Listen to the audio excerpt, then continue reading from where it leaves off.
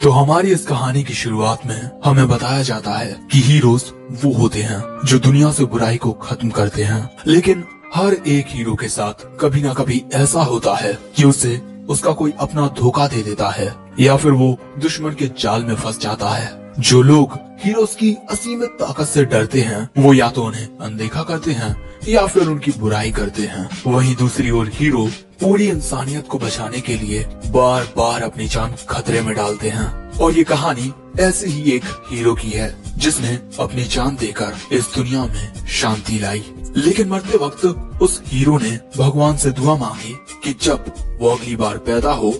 और इसके अगले ही सीन में हम एक लड़के को देखते हैं जिससे एक दूसरा लड़का आकर कहता है कि पिताजी तुम्हारा इंतजार कर रहे हैं, जल्दी से उनके पास जाओ। अब इसके बाद जाते वक्त यही लड़का इस दूसरे लड़के से कहता है कि पिताजी सच में बहुत ज्यादा दयालु हैं, जो तुम जैसे निकम्मे को पाल रहे हैं, लेकिन मेरे लिए तुम्हारे जैसा एक बड़ा भाई होना बड़ी ही शर्म की बात है। लेकिन अब वक्त आ गया है। अब अगले सीन में इस लड़के के पिता कहते हैं कि एलन, तुम हमारे खानदान में 15 साल पहले पैदा हुए थे और उस वक्त तुम्हारा लेवल 1 था और आज भी तुम्हारा लेवल 1 ही है। और इसके अलावा कल जो ब्लेसिंग सेरेमनी हुई थी उसमें भी ईश्वर ने तुम्हें कोई तोहफा नहीं दिया। इस दुनिया में पैदा होने वाले हर एक शख्स को ईश्वर के द्वारा तोहफा मिलता है, लेकिन तुम हमारे वेस्टवेल्ट खानदान के लिए बहुत बड़ी निराशा हो, जिसने हमारे खानदान को सिर्फ बदनामी दी है। इसी वजह से आज मैं तुम्हें अपने खानदान से बाहर निकालता हूँ। और दोस्तों, इसी तरह हमारे हीरो को पहले ही एपिसोड में घर से बाहर निकाल दिया जाता है, लेकिन इससे हमारे हीरो को ज्यादा परेशानी नहीं होती क्योंकि आखिरकार उसे आजादी मिल गई है। और दोस्तों, एलन ही वो हीरो है जो हमें शुरू में दिखाया गया था। वो फिर से रीइंकार्नेट हुआ है इस वेस्टफेल्ट फैमिली में। मैं इस जिंदगी में सुकून की तलाश करूंगा जो मुझे पिछली जिंदगी में कभी नहीं मिला। अब इसके बाद एलन वेस्टफेल्ट टेरिटरी के बॉर्डरलैंड्स की ओर जाने लगता है और एलन को पूरा यकीन होता है कि अब उसे अपनी जिंदगी में किसी भी परेशानी का सामना नहीं करना पड़ेगा। वो एक नॉर्मल सी जिंदगी जिएगा और इस बार उससे कोई डरेगा नहीं। और दोस्तों, इसी तरह एलन चलते चलते काफी दूर आ जाता है, लेकिन तभी एलन देखता है कि एक लड़की कुत्तों जैसे डीमन से फाइट कर रही है, लेकिन इन डीमंस को मारने के बाद भी पत्थर के होने की वजह से ये फिर से जुड़ जाते हैं। और दोस्तों, ये लड़की एक दूसरी लड़की की हिफाजत कर रही है। सो अब ये लड़की बोलती है कि लेडी ली से आप प्लीज यहाँ से भाग जाइए, आपको अपना कर्तव्य निभाना होगा। उस लड़की को देखकर एलन समझ जाता है कि ये तो किंगडम ऑफ एडोस्टेला की फर्स्ट प्रिंसेस है, लेकिन आखिर ये यहाँ पर क्या कर रही है। अब हमें एक पार्टी का सीन दिखाया जाता है जो पहले हुई थी। इस पार्टी में सभी लोग एलन की बुराई कर रहे थे। यहाँ पर हमें पता चलता है कि एलन की माँ उसे जन्म देते वक्त खत्म हो गई थी। इसी वजह से सभी लोग एलन को बदकिस्मत मानते हैं, लेकिन पार्टी में मौजूद प्रिंसेस उन लोगों पर भड़क पड़ती हैं जो एलन की बुराई कर रहे थे और एलन भी ये सब देख रहा था। अब प्रेजेंट में एलन सोचता है कि मैं अपनी ताकतों का इस्तेमाल नहीं करना चाहता वरना, लेकिन तभी हम देखते हैं कि बीएट्रिस इतने सारे डीमंस का सामना एक साथ नहीं कर पाती और वो घायल होकर वहीं पर गिर जाती है। और अब ये देखकर एलन अपनी पावर्स को एक्टिवेट कर लेता है और इसके अगले ही पल में बिजली की रफ्तार के साथ प्रिंसेस को बचाने के लिए चला जाता है। दूसरी ओर प्रिंसेस सोच रही थी कि मौत मेरी आंखों के सामने है, फिर भी मुझे आखिर वो याद क्यों आ रहा है। और इसके बाद प्रिंसेस एलन का नाम चिल्लाती है और अगले ही पल में आवाज आती है कि क्या अभी अभी तुमने मेरा नाम लिया। दोस्तों, हम देखते हैं कि एलन वहाँ पर आ चुका है और वो आते ही उन डॉगी डीमंस को दूर फेंक देता है, लेकिन इससे भी वो डीमंस मरते नहीं हैं। सो अब एलन उनकी ओर जाकर अपनी डिवाइन आइज से देखता है कि ये क्ले वुल्फ्स हैं और इनके अंदर कोर्स हैं और अगर इन कोर्स को तोड़ दिया जाए तो ये डीमंस खत्म हो जाएंगे। इसके बाद एलन अपनी तलवार निकालकर एक बहुत ही ज्यादा खतरनाक स्वॉर्ड्स की फॉर्मेशन बनाता है।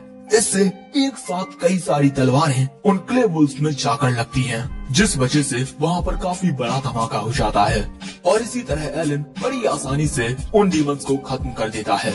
लेकिन दोस्तों, दूसरी ओर बीएट्रिस की हालत काफी ज्यादा खराब हो चुकी थी, उसका काफी ज्यादा खून बह रहा था और ये देखकर प्रिंसेस रोने लगती है।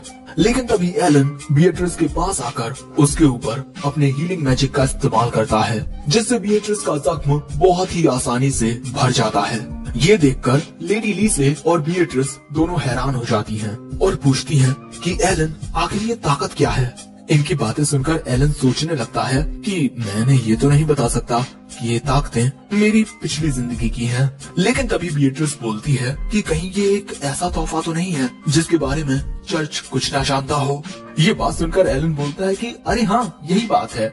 अब इसके बाद एलन फर्स्ट प्रिंसेस से पूछता है कि आखिर तुम यहाँ पर क्या कर रही हो। सो अब लेडी लीसे बताती हैं कि कल ईश्वर ने उनके सामने एक दैवीय भविष्यवाणी की। उस भविष्यवाणी से हमें कुछ ज्यादा जानकारी तो नहीं मिली, लेकिन मैं ये बात समझ गई कि कुछ बुरा होने वाला है। और इसके बाद हम उस भविष्यवाणी के अनुसार क्लूम विलेज की ओर जा रहे थे, लेकिन तभी अचानक इन डीमंस ने हम पर हमला कर दिया। वैसे तुम यहाँ पर क्या कर रहे हो एलन? सो तभी एलन बोलता है कि बाहर बातचीत करना हमारे लिए खतरनाक हो सकता है, हमें इस बग्गी के अंदर बैठकर बात करनी चाहिए।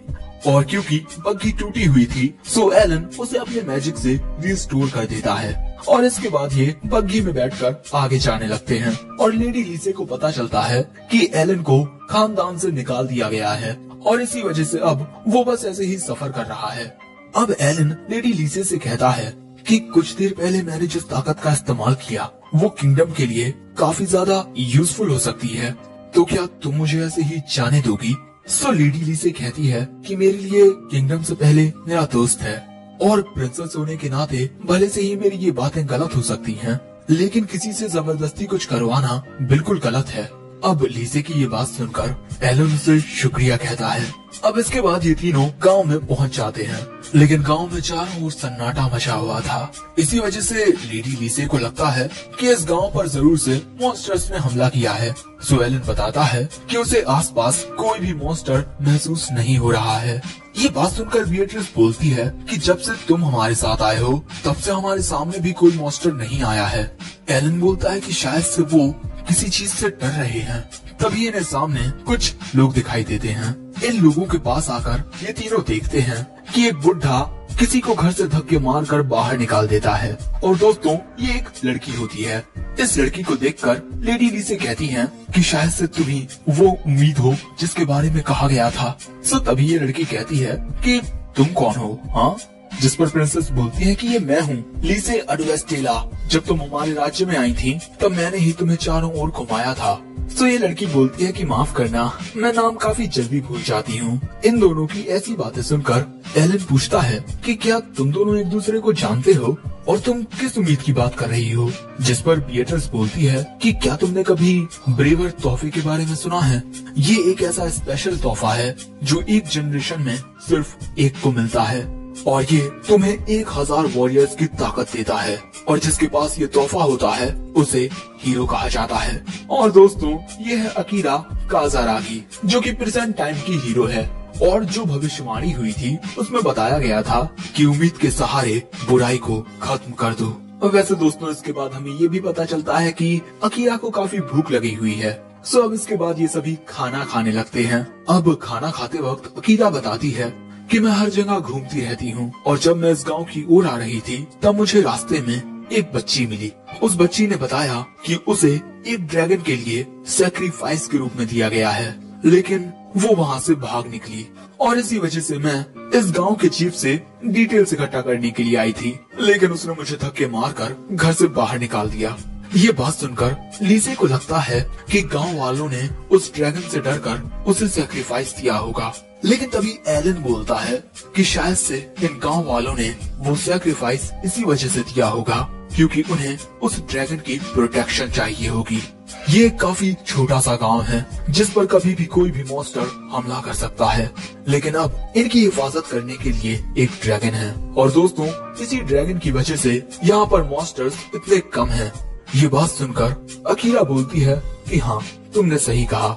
लीसे पूछती है कि अकीरा, वो बच्ची कहाँ है जिसे सैक्रिफाइस के लिए भेजा गया था? अकीरा बताती है कि उसने उस बच्ची को एक गुफा में छुपा दिया है क्योंकि अगर वो उसे गांव में लेकर आती तो ना जाने गांव वाले उसके साथ क्या करते। अब इसके बाद अकीरा कहती है कि शायद से अब मुझे उस ड्रैगन को खत्म कर देना चाहिए, लेकिन तभी एलन बोलता है कि शायद से ये गांव वाले उस ड्रैगन से आजादी नहीं चाहते, तो आखिर तुम उस ड्रैगन को हराओगी क्यों?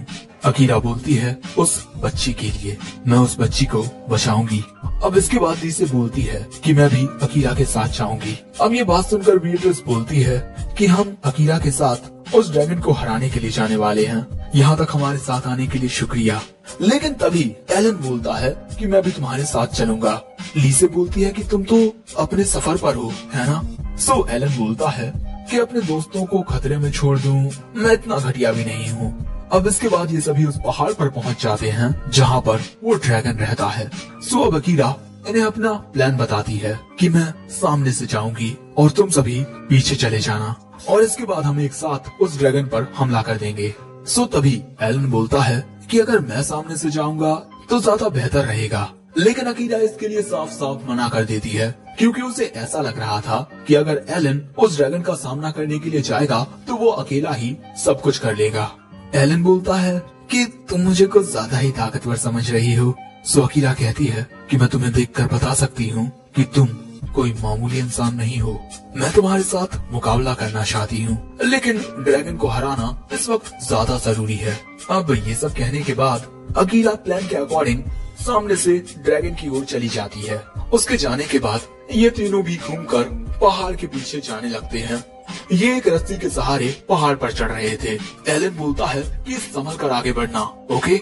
और इसी तरह थोड़ी चढ़ाई करने के बाद ये तीनों पहाड़ की चोटी पर आ जाते हैं। और दोस्तों, उस ड्रैगन का सामना करने के लिए अकीरा उसके सामने आ जाती है। दूसरी ओर एलन को लगता है कि ये ड्रैगन और उसका परिवार कहीं ना कहीं कनेक्टेड है, क्योंकि ये ड्रैगन बॉर्डर लाइंस के कितना ज्यादा करीब है और इसी के साथ ये उड़ भी सकता है, तो ये जब चाहे तब वेस्टफेल्ड पर हमला कर सकता है। मुझे लगता है कि ये गांव सिर्फ और सिर्फ सैक्रिफाइसेस करने के लिए बनाया गया है, और इस सिचुएशन को देखकर लगता है कि द हाउस ऑफ वेस्टफेल्ड इस ड्रैगन का इस्तेमाल कर रहा है उनके बॉर्डर लैंड्स में शांति बनाए रखने के लिए। और इसके अगले ही पल में ये तीनों देखते हैं कि लड़ाई चालू हो गई है।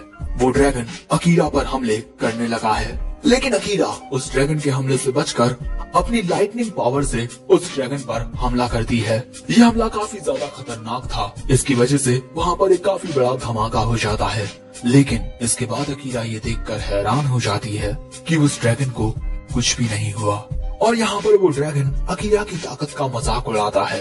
ये बात सुनकर अकीरा फिर से उस ड्रैगन पर हमला करने के लिए तैयार हो जाती है, लेकिन तभी अकीरा देखती है कि उस जगह पर वो बच्ची होती है जिसको उसने छुपा दिया था। दोस्तों, ये घटिया चाल चली है इस ड्रैगन ने, और ये ड्रैगन यहाँ पर बताता है कि उसने जानबूझकर उस बच्ची को जाने दिया था। अकीरा पूछती है कि आखिर उसने ऐसा क्यों किया। वो ड्रैगन बोलता है कि मुझे इंसानों को खाना पसंद नहीं है, मुझे तो उनके चेहरों पर वो दर्द, वो परेशानी देखना पसंद है, और मैं सिर्फ मजे लेने के लिए इंसानों को तड़पाता हूँ ताकि मेरा टाइम पास हो सके, ताकि मेरा एंटरटेनमेंट हो सके। ये बातें सुनकर अकीरा को काफी ज्यादा गुस्सा आ जाता है, और इसके बाद अकीरा उस ड्रैगन पर एक डिस्ट्रक्टिव अटैक करती है, जिस वजह से उस ड्रैगन का पूरा शरीर बिजली में चलने लगता है। लेकिन इसके बाद अकीरा देखती है कि उस ड्रैगन को फिर से कुछ नहीं होता, और इसके बाद वो ड्रैगन अकीरा पर हमला करके उसे दूर फेंक देता है, और उसका मजाक उड़ाते हुए बोलता है कि तुम अपने आप को एक हीरो कहती हो। क्या बात है, हीरो इतने ज्यादा कमजोर होते हैं।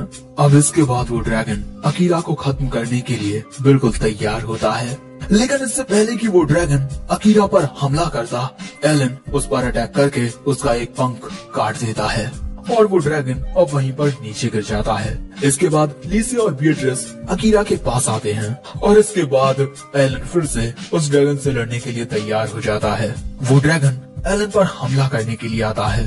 सो एलन अपनी तलवार से उस ड्रैगन पर एक काफी ज्यादा खतरनाक स्लैश करता है। अब वो ड्रैगन एलन से कहता है कि तुम अपनी इस घटिया तलवार से मुझे घायल कैसे कर सकते हो। एलन बोलता है कि क्या बात करते हो, ये तो एक काफी ज्यादा फेमस तलवार है। वो ड्रैगन बोलता है कि भगवान के बाद इस दुनिया में सबसे ज्यादा ताकतवर मैं हूँ, लेकिन तुम जैसा एक मामूली इंसान आखिर मुझे घायल कैसे कर सकता है। वैसे अकीरा को अपनी डिवाइन आइज के जरिए इस ड्रैगन का कोड दिखाई दे रहा था। एलन ये बात समझता है कि ये ड्रैगन बहुत ज्यादा ताकतवर है, लेकिन अकीरा की वजह से वो इस ड्रैगन पर एक काफी खतरनाक हमला कर पाया है। अकीरा ने हमारे लिए अपनी जिंदगी खतरे में डाली है और इसी वजह से मैं यहाँ पर हार नहीं मानूंगा। अब इसके बाद वो ड्रैगन भागकर दूसरी ओर जाने लगता है। सो एलन भी उसके पीछे आने लगता है, लेकिन तभी अचानक वो ड्रैगन एक गुलाटी मारकर अकीरा और बाकी सबके पास आ जाता है ताकि एलन उस पर हमला ना करे। और दोस्तों, यहाँ पर ये ड्रैगन एलन को हराने के लिए कुछ भी कर सकता है, लेकिन तभी एलन देखता है कि लीसे उसको देखकर मुस्कुरा रही थी। अब एलन सोचने लगता है कि शुरू से ही लोग मुझे बदकिस्मत या असफल कहते आए हैं, लेकिन जिस तरह वो मेरी ओर देख रही है, शायद से अब मेरी जिंदगी बदलने वाली है। और इसके अगले ही पल में एलन बिजली की रफ्तार के साथ उस ड्रैगन पर हमला करने के लिए उसकी ओर चला जाता है और इसके बाद अपनी तलवार से उस ड्रैगन पर एक काफी खतरनाक स्लैश करता है। और ये हमला इतना ज्यादा पावरफुल होता है कि आसमान में छाए हुए सभी काले बादल साफ हो जाते हैं। ये ड्रैगन यहाँ पर मरते हुए बोलता है कि ये नहीं हो सकता, उन्होंने मुझे इस बारे में कुछ भी नहीं बताया था। और उस ड्रैगन के मरने के बाद यहाँ पर काफी तेज हवाएं चलने लगती हैं और एलन की तलवार भी टूट जाती है और एलन काफी ज्यादा थक चुका था। सो लीसे उसके पास आती है। एलन बोलता है कि शायद से मैं थोड़ा थक चुका हूँ। वैसे एलन को सही सलामत देखकर लीसे चैन की सांस लेती है। दूसरी ओर जब अकीरा अपनी आंखें खोलती है तो उसके सामने वही बच्ची होती है जिसे वो उठते ही गले लगा लेती है क्योंकि वो बच्ची रो रही थी। अब आखिर में हमें एलन की आवाज आती है कि अपने सफर के दौरान मैंने हीरो की मदद की एक ड्रैगन को हराने के लिए।